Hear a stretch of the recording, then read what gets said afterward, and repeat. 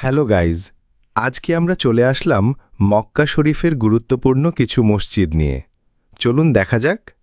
মসজিদ আল হারাম, এটি বিশ্বের সবচেয়ে বড় ও পবিত্র মসজিদ। এর কেন্দ্রেই রয়েছে কাবা শরীফ।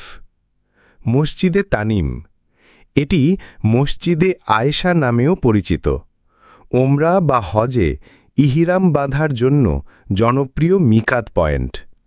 মসজিদে জিন, ইসলামী বিশ্বাস অনুযায়ী এখানেই জিনদের একটি দল রাসূলুল্লাহ সাল্লাল্লাহু আলাইহি ওয়াসাল্লামের নিকট ইসলাম গ্রহণ করেছিল।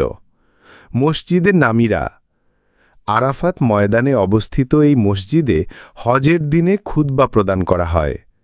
হজের সময় এটি অত্যন্ত গুরুত্বপূর্ণ। মসজিদে ইব্রাহিম, এটি কাবা শরীফের পাশেই অবস্থিত।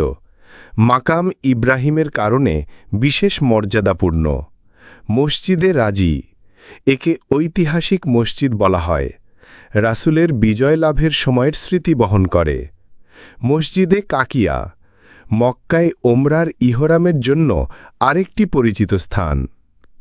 ভিডিওটি ভালো লাগলে মৌলানা ইয়াহিয়া নামের চ্যানেলটিকে সাবস্ক্রাইব করে পাশে থাকুন। আসসালামু আলাইকুম ওয়া রাহমাতুল্লাহ।